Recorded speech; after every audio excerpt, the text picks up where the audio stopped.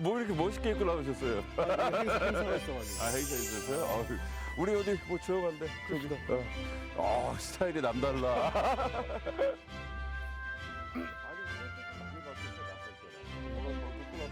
그래서 여기서 만나자 그러신 거구나. 형 문채이니까. 네, 문채 이게 일조전당이 우리 문채의 산하기. 그치. 예. 그리고 또 형이 이 동네로 옮기시잖아. 서초구고. 그것도 여기야? 여기 소속이고 여기 우리 지역이고. 여기가. 그리고 여기 카페도 많이 했지. 모차르트 카페라고. 이거? 여기 카페에서 와이프하고 애들은 뭐 샐러드나 뭐 커피나 그 케이크 같은 거 먹고 나는 늘 여기서 맥주 한 잔. 술 참 잘하셔. 아니 진짜 300명 중에 술 제일 잘하실 것 같아. 진짜 잘하는 사람도 있고. 그래요? 형을 이기는 사람이 있어? 붙어서 진 적은 없는데 있는 거로 알고 있어요. 있는 걸로 알고 있어. 일찍 끝나면 여기서 맥주 한 잔 하고 이동해 돼. 인생 뭐 있어? 그래? 예를 들어서 나 내일 일하는데 아무런 지장 없는 건 소주 몇 병이에요? 그 양보다는 시간이 더 중요하다. 길게 먹으면 양이 많아지니까. 한 11시 정도에만 끝내주면 그렇다고 뭐 특별하게 문제된 적은 없어. 저녁 6시부터 11시면 5시간인데? 그럼 최소 5병은 먹는다는 얘긴데? 그러면 그 다음날 일정 지장 없다고? 잠깐 우리 와이프가 우리 예. 이거 무조건 받아야지. 접니다. 네. 접니다. 지금 뭐 촬영을 하려고 시작해서 예. 알았습니다. 알았어요. 예. 내가 할게요. 예. 잘 드시는 국회의원분들도 누구 계세요? 술 내가 알기에는 일단 여성 의원 중에서는 남인순 의원님이 센 걸 알고 있고 실제로 세 몇 번 먹어봤는데 남인순 의원이 세고 비공식 모임이 하나 있어요. 나도 그 멤버는 아닌데 그 착하게 살자라는 그 모임이 하나 있어. 거기에 조금 술 좀 한다는 의원님들이 뭐 예를 들면 농해수 위원장하는 소병훈 의원님, 그 다음에 인천의 그 신동근 의원님 그런 분들이 좀 술이 세다 이런 얘기가 있어요. 저쪽은 안 어울려요? 저쪽도 하는데 저쪽이 그렇게 술 센 사람 있는 것 같지 않은데. 그래. 네. 그 윤상현 의원이하고 내가 가까워서 뭐 술 먹고 한 적이 있는데 윤상현 의원도 술 좀 하지. 근데 그 형님도 좀 많이 먹으면 풀어지지. 그래서 전에 한번 사고 쳐가지고 공천 못 받았잖아. 맞아. 그런 적 있다. 맞아. 맞아. 형은 진짜 술 먹어도 흐트러짐이 없으니까. 왜 블랙아웃 될 때는 있지. 블랙아웃 되면 내가 뭐 실수하지 않았을까 이런 걱정을 하는데 그래서 그 물어보면 뭐 다행히 뭐 특별하게 실수할 스타일은 아니야. 나도 형이랑 몇 번 마셔봤는데 형 실수할 스타일은 아닌 것 같아요. 근데 조심해야 될 술이 발효주들은 조심해. 와인하고 막걸리, 맥주 이런 거는 먹으면 뒤끝도 안 좋고 그렇지. 그리고 그런 것들이 취하면 방법이 그렇지. 없는데 차라리 이제 증류주는 괜찮더라고요. 요새 증류주가 좋더라고 나도. 네, 그래서 이제 소주. 그렇지 증류주. 아니면 그냥 그 위스키나. 요즘 젊은 친구들 그거 하이볼. 네. 그거 좋더라고. 네. 하이볼도. 아니면 차라리 난 백주도 괜찮아. 그렇지. 백주도 깔끔하다. 그 다음에. 이건 편집해 주시는데 오늘 저녁에 백주를 내가지고 좋은 거를. 그걸 왜 편집해? 내년 이제 4월 총선이잖아요. 그 기상도 한번 살짝. 기후 변화로 인한 기상 변화가 요동을 칠 것 같아. 갑자기 마른 하늘에 날벼락이 치거나 소나기가 내리거나 봄에 뭐 장마급 수준의 홍수가 나거나 이럴 정도로 우리 당으로선 지금 정도로 가면 내년 4월이 양호한데 그런 돌발 기상 변화에 어떻게 잘 대응하느냐. 지금 사실 수치상으로는 좀 압도적이잖아요. 지금 민주당이. 근데 그것도 유지가 될 거야? 아니면은? 그렇지는 않을 거예요. 근데 이제 지금 왜냐하면 몇 가지 이유가 있는데 갤럽 조사 같은 방식은 샤이 민주당이 있어요. 이유가 뭐예요? 두 가지가 있을 것 같아요. 하나는 민주당이란 걸 밝히면 내가 혹시 불편할까? 박근혜 정부 특히 이명박 정부 시절까지 야당 지지자를 밝히면 뭔가 불이익을 보지 않을까? 그 전화를 받았잖아요. 그러니까 이제 내가 혹시 나의 신분이 드러날까 봐. 지금 윤석열 정부가 좀 무지막지하잖아. 나 몰라. 그러니까 딱 중간이에요. 아니 그래서 이쪽 지지층 느끼기에는 이러다가 밝혔을 때 내가 불이익을 보지 않을까 하는 그게 이제 하나. 또 하나는 그야말로 샤이란 말인데 민주당이 부족한 게 있는 거야. 글쎄. 민주당을 바로 지지한다 하기에는 좀 민주당이 이 수준으로 가면 안 될 것 같아. 뭐 거기에는 뭐 우리 당 국회의원들의 문제도 있고 뭐 내로남불 문제도 있고 네, 뭐 네. 당대표 문제도 있고 뭐 여러 가지가 복합적으로 해서 이 두 개가 섞여서 민주당의 지지를 공개적으로는 말을 못 하는데 나중에 이런 사람 들어가면 찍죠. 아, 그렇지. 네. 참 형도 유별난 게 여기가 서초을이 그 지금 박성준 의원이신가? 예, 박성중. 그 네. 예전에 또 어디야? 그 막 고승덕 변호사도 고승덕 변호사 여기 잠깐 한 번 했고요. 맞죠, 네. 한 번 했죠. 그 여기서 민주당이 든 분이 있어요? 소선거구제 87년 소선거구제 도입한 이래 DJ 정당 기획이 된 적이 없어요. 와, 아니 근데 또 어떻게 여길 감히 도전장을 이유가 있어요? 하나는 우선은 강남 서초가 인구가 강남 서초 합치면 100만이에요. 송파 소위 강남 3구 합치면 네. 160만인데 네, 이게 네. 충북 도하고 맞먹어요. 아, 네. 이 지역에서 우리가 좀 의미 있는 성과를 못 내면 선거 이길 수가 없어요. 아, 대통령 선거나 아, 서울시장 선거 같은 네, 데서. 네. 근데 박원순 시장이 서울시장 3번 할 때 여기서 성적이 나쁘지 않았어요. 물론 뭐 3파전 이런 것도 있었지만 네, 네. 이기기도 했고. 아, 근데 최근 들어서 우리 당 지지율이 훨씬 더 그때보다 좀 떨어진 아. 이 지역이 하나 첫 번째 문제가 있고, 그리고 두 번째 이 강남 서초 지역이 뭐 흔히 얘기해서 부자 기득권 이렇게 얘기하잖아요. 근데 부자 기득권이라고도 얘기할 수 있겠지만 또 다른 측면에서 보면 우리 사회 여론 주도층이 살고 있거든요. 아, 실제로 어느 단체나 기관에 가서 이렇게 임원급들, 간부급들을 만나면 열의 3분 이상은 강남 서초에 사세요. 아, 그러니까 우리 사회에 여러 가지로 영향력이 있는 그 큰 분들이 이 동네에 사는데 이 지역에서 우리가 안정적인 지지기층을 확보해내지 못한다면 나는 우리 당이 대한민국을 끌어갈 수 있는 동력이 없다 이렇게 보고, 야, 또 마지막으로 멋있다. 한 가지 더 한다면 지난번 이제 조국 장관 문제가 있고 나서 사라진 게 소위 강남좌파가 사라졌어요. 아, 그러니까 강남좌파라는 게 그전에 되게 멋있었거든. 네, 네, 네. 가진 게 많은데 네, 네. 그런 기득권에 대해서 약간 좀뭐 내려놓는 그렇죠, 그런 이 생각이나 네. 의지를 가진 사람들에서 강남좌파가 멋있었는데 그 강남좌파가 싹 다 바뀐 게 내로남불의 어떤 상징처럼 바뀌어버렸어요. 아, 그러다 보니까 이 지역에서 우리 당을 지지해주고 그런 여론주도층을 해줄 만한, 그러니까 우리 당을 당연히 이렇게 버텨줄 만한 사람들이 강남좌파라는 그 거기에 들어가고 싶지 않으니까 그냥 아예 대놓고 저쪽 당을 지지해버리는, 차라리. 아, 그래서 그분들한테 옛날 강남좌파일 때처럼 뭔가 우리 당을 지지할 만한 그런 어떤 명분을 만들어주는 게 필요하다. 근데 아직 나도 고민이에요. 그게 뭘지, 어떤 걸지. 뭐 예를 들면 강남좌파를 뛰어넘는 뭐 새로운 어떤 이 이미지나 컨셉이 좀 필요할 것 같아요. 뭐 예를 들면 서초 시민이라든지. 아니 그러면은 뭐 어차피 낯선 곳은 아니니까 형님 입장에서 좀 이렇게 지역 돌아보니까 어때요? 먼저 이 동네는 낯설지 않은 건 네, 네, 내가 결혼하고 네. 15, 16년 난 이 동네에서 살았고. 결혼도 여기 성당에서 네, 여기 방배성당에서 네, 네, 네. 결혼식을 하고 우리 큰애는 중학교까지 다니다가 따라갔고 작은 둘째는 여기서 어린이집 다니다가 네, 네. 갔는데, 그러니까 한 15, 16년 살았으니까 실제로 내가 결혼하고는 제일 오래 산 동네죠. 그러네. 성동구에서 한 11년 살다가 네, 여기 네, 다시 왔으니까. 네. 그리고 내 와이프는 이 동네에서 한 30년 넘게 살았어요. 그러니까 중학교, 고등학교를 다 여기서 나왔고 그러신 내가 거예요? 결혼할 때까지. 정치하면 제일 미안한 게 가족들한테 미안하거든요. 그렇죠. 그래서 어디 지역을 옮길 때 가족들한테 좀 덜 미안한 곳을 가야 된다, 이런 것도 있어요. 뭐 누구는 뭐 여기를 뭐 내가 따져보고 뭐 유리하니 불리하니 뭐 이런 걸 했다고 하는데 어차피 강남 3구 있는, 특히 강남 서초에 있는 지역구는 우리 당한테는 그게 그거예요. 그렇죠. 50보 100보기 때문에. 그렇죠. 네. 다만 이 동네가 우리 가족들한테는 그래도 좀 익숙한. 네, 그렇겠네요. 여기 네. 예술의 전당도 우리 아이들 어렸을 때, 특히 큰애 어렸을 때 정말 여기 많이 왔어요. 저 유모차 그 끌고 여기 와가지고 같이 산책하고 여기 카페에서 커피나 나는 뭐 맥주도 한잔하고 그랬는데. 형수님은 지금 뭐 완전히 고향 오는 느낌이겠다. 그렇죠. 오셨을 때, 그죠? 그리고 여기서 사업을 하는데 사업체도 집에서 뭐 걸어서 10분, 차 타고 가면 5분이니까. 거기서 멀었겠다, 성동에서. 그러니까 왕복 길에다 버리는 1시간 반 정도는 번 거죠. 네. 이래저래 형수님은 좋으시겠네.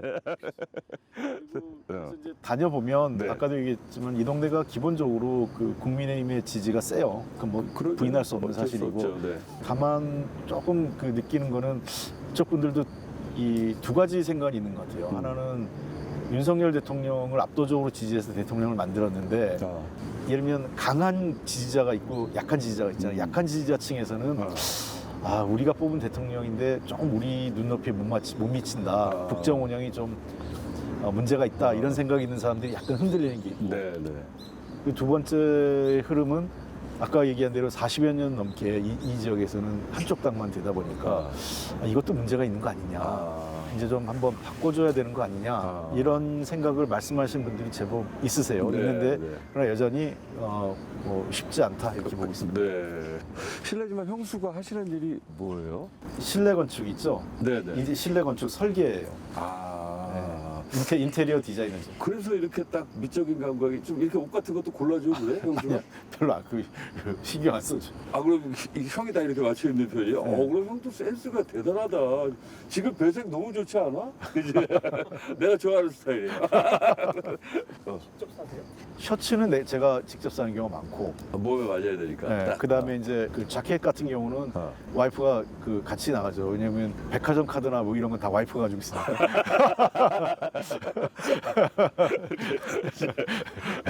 어떻게 만나신 거예요, 형수는? 소개로 만났죠. 언제? 만난 게 97년. 그러고 바로바로 나와야지 좋아요, 형수님이. 97년에. 그러니까 소개팅 우리 하는 것처럼. 그러니까 이제 지인을 통해서 네네. 소개를 받은 거죠. 그때 이제 둘 다 회사 다니고 직장 다니고 나는 연구소 다니고 이제 우리 아이피는 그때 사업하기 전에 네네. 회사에 다니면서 그래서 만났죠.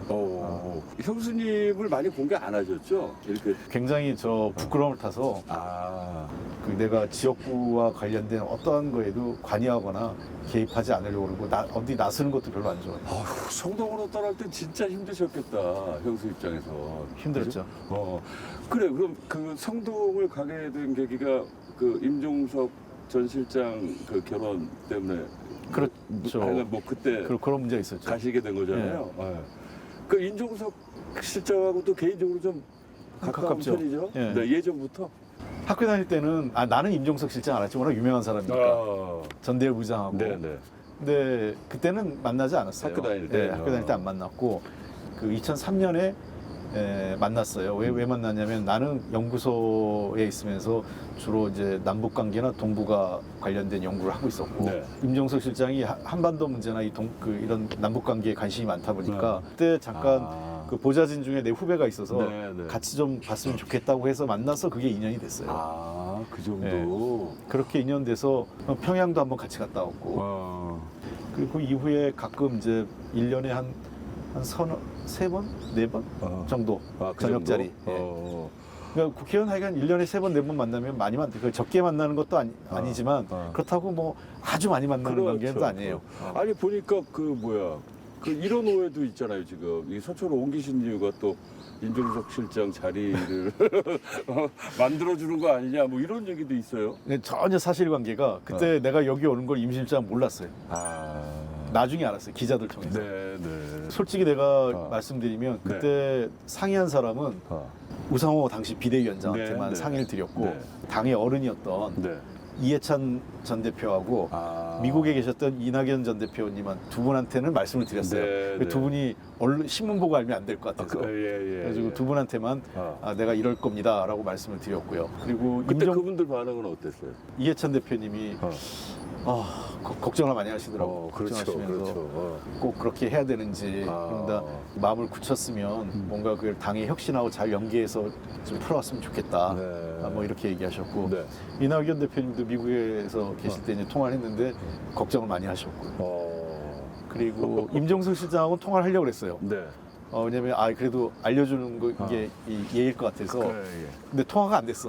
정확하게 통화가 안 되고 본인이 그때가 내가 통화한 게 토요일인데 월요일 날 전화가 와가지고 아니 내가 기자들한테 들었는데 이게 맞아요? 라고 나한테 물어보더라고요. 그러니까 임 실장하고 뭘 협의하고 뭐 자리를 주고받고 하는 거는 전혀 사실관계가 안 맞아요. 임종석 실장 같은 경우도 내년 총선에 움직일까요? 의지가 강해요. 하려고 할 생각은 확실한 것 같고 사실은 나는 뭐 개인적으로 꼭 했으면 좋겠다 생각이 들고 어디서든 그리고 불출마 본인이 선언했을 때도 내가 되게 뭐라 그랬어요. 왜냐면 그거 하기 전에 일주일 전에 나오고 저녁을 같이 했거든요. 술도 많이 한잔 하면서 네네. 그래서 그러지 마라. 좋은 그 자기가 안 하려고 하길래 기회가 있을 테니 조금만 기다려봐라 하고 내가 좀 알아보겠다. 대뜸 그냥 페이스북에다가 써가지고 사단이 벌어졌죠. 정치에 입문하게 된 계기는 어떻게 된 거예요? 글쎄 이제 한 번은 2007년도에 이제 통일부 장관보좌관을 했고요. 그걸 뭐 정치를 했다고 생각은 안 돼. 그때 그냥 전문가로서 남북 정상회담, 네, 10월 남북 정상회담을 이제 준비하고 했었죠. 그래서 이제 우리 집사람이 계속 그 걱정을 하더라고. 정치할 거냐. 그래서 만약에 그런 임명직으로 들어가는 거, 정부기관에 들어가거나 뭐 어디 단체에 들어가는 거를 정치한다고 하면 그건 하겠는데 네. 선출직은 안 할 거야라고 그랬어요. 네. 근데 그 약속을 못 지켰죠. 실제로도 진짜 그런 생각이었어요? 실제로 그랬어요. 선출직을 안 할 생각이었어요. 뭐 그거를 전혀 준비하지 않았어요. 뭐 생각해 본 적도 없고 네네. 그걸 내가 뭐 할 수 있는 그러려면 뭐 당에서 뭐도 하고 어느 그렇지. 지역의 기반도 닦아야 그렇죠, 되고 그렇죠. 뭐 그런 게 있어야 되잖아요. 아무것도 하지 않은 상태였으니까요. 그래서 2012년에 공천 받은 게 한 20일 남겨놓고 공천 받은 거예요. 그때도 여기 살고 있었어 이 동네. 그래서 성동구에 그러네. 급하게 이제 집을 하나 얻고 네. 뭐 애들은 다 장인 장모님한테 맡겨놓고 나하고 와이프하고 둘이만 그냥 급히 간 거죠. 20일 남겨놓고. 네. 야. 그때는 주변에서 다들 뭐 제정신 아니다. 그렇죠. 돌았냐 뭐 이런 그렇죠, 얘기. 그렇죠. 그리고 그때 당시 상대가 현역 의원이었고 네. 뭐 정말 기적같이 이겼죠. 그 표 차이가 서울에선 최소표, 전국에서 5번째 지금 최소표차. 그 정도였어요. 488표니까. 야, 소름 끼친다. 와. 그러니까 간신히 이겼는데요. 그래도 20일밖에 없었는데 이긴 게 약간 진짜 기적이다. 그때 재미있는 에피소드가 딱 0.9% 이겼는데 그게 묘하게 방송 그 사전투표 조사 결과 있잖아요. 출구조사. 출구조사하고 0.9% 이기는 걸로 나오는데 똑같이 나왔어. 출구조사 믿을만 하구나. 그 놀라울 정도였는데 그때 나는 사실은 반 내심은 못 이긴다고 생각했었어요. 그럴 것 같아요. 왜냐하면 그 당시에 이제 이명박 정부 시절인데 이명박 정부 시절에 잘 아는 선배 한 분이 그 당시 청와대에 있었어요. 근데 발표를 하니까 너 제정신이냐. 그래서 그러니까 이분이 이제 자기 자체 여론조사 결과를 가끔 얘기해 줬어요. 처음에 조사는 한 5% 정도 진다고 그러더라고요. 게임이 안 되는 거죠. 한 보름 남겨놨는데 두 번째 조사했더니 한 15%인가 그 정도 지는 것 같아요. 그러니까 마지막 조사는 내가 보기에 10% 안쪽으로 들어왔던 것 같아요. 조금씩 따라갔구나. 한 일주일 남겨놓고. 그러니까 이제 그 선배가 전화해서는 하여간 열심히 해봐라 혹시 모르니 여지를 약간 남겨준 게. 우리는 여론조사도 안 했어요. 왜냐하면 어차피 지는 동네라 하면 할수록 우리가 기만 꺾이니까. 근데 그쪽에서 마지막에 모르겠다. 한번 열심히 해봐라 했는데 실제로 놀랍게도 하여간 0.9% 출구조사하고 실제조사 똑같이 나왔죠. 야, 그때 기분은 어땠을까? 출구조사 이기는 거 나왔을 때 일단 깜짝 놀랐죠. 네. 일단은 정치에 대해서 전혀 할 마음도 없었는데 일단 등장 자체가 진짜 드라마틱하다. 그러니까 20일 남겨놓고. 아마 이 동네에 정치권에 있는 사람들한테 내가 이 얘기하면 좀 미안해요. 왜냐면 굉장히 럭키한 케이스라. 누구는 10년을 준비해도 그렇죠. 우리가 흔히 얘기하는 벽보도 못 붙이는 사람이 있어요. 왜냐면 공천을 못 받아서. 공천을 받아도 뭐 떨어지고 뭐 이런 경우가 있는데 뭐 생각도 없다가 20일 남겨놓고 공천 받아서 그냥 당선돼 버렸고 그리고 내리 3번 그냥 쭉 당선되고 성동구에서도 한 번도 연삼선이 없었어요. 그래요? 그래서 성동구에도 재밌는 얘기가 안 될 거란 얘기가 내가 3선 될 때 루머처럼 이제 말이 나오는 게 성동은 3번도 3번 준 적이 없다. 그러니까 민주당 계열의 정당은 2번, 국민의힘 계열의 정당은 1번. 계속 그런 거예요? 그렇게 반복됐다는 거예요. 그래서 어쨌든 그 성동에서도 제가 기록을 세우고 나왔죠. 3번 연달하고. 그래서 앞으로 10몇 년 내에 안 나와요. 왜냐면 3번 해야 되니까. 깨기는 당분간은 안 깨질 것 같은데. 그러면은 사실 어차피 그 국회의원직을 계속 가져야 되겠다는 생각을 하면 성동에서 나오는 게 유리할 수도 있는 거죠. 장애인 내 입장에선 편하죠. 그치. 왜냐하면 선거라는 게 그 조직이라는 게 있고 거기는 우리가 자치단체장부터 그다음에 기초의원, 광역의원 다 우리가 저 선거 지방선거도 괜찮았고 네네. 인지도 자체가 그 동네에서는 아마 조사하면 인지도 조사하면 90% 이상 나올 거예요. 되게 이제 국회의원 조사하면 초선하면 인지도 조사가 한 60% 초중반대 나와요. 그리고 재선쯤 되면 70% 중반이 좀 넘어가고 그리고 3선쯤 되면 한 90% 이상 나와요. 네. 그 인지도가 높으면 사람들이 아는 사람이라고 찍어줘요. 농담삼아 아유 성동구에서는 내가 나쁜 짓을 못하는 게 저녁에 그 가끔 가는 실내 포장 마차집이 있거든요. 네네. 거기서 술 먹으면 그 다음날 소문이 동네에 다 나요. 그렇지, 그렇지. 누구랑 밤새 술 먹었다 뭐 이런 얘기가. 형 만약에 정치 안 했으면 뭐였을 것 같아요? 형은 딱 대학 교수라 아까 말씀하신 것처럼 연구원 그런 느낌이 딱인데. 안 했으면은 그때 내가 다니던 연구소고 뭐 연구소에 계속 있거나 아니면 어디 학교로 가거나 뭐 그런 게 일반적인 코스였어요. 그게 더 잘 어울리는데 왜냐면 형이 술을 너무 좋아하시니까.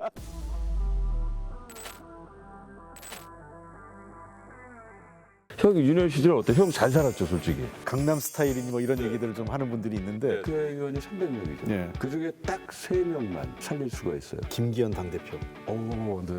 색깔은 빨간색 넥타이 매야 되는 느낌인데. 저 아니었으면 빨간색이었을 이거 방송되면 이 동네 사람들도 볼 텐데. 거예요. 나는 나의 삶이 제일 중요해요.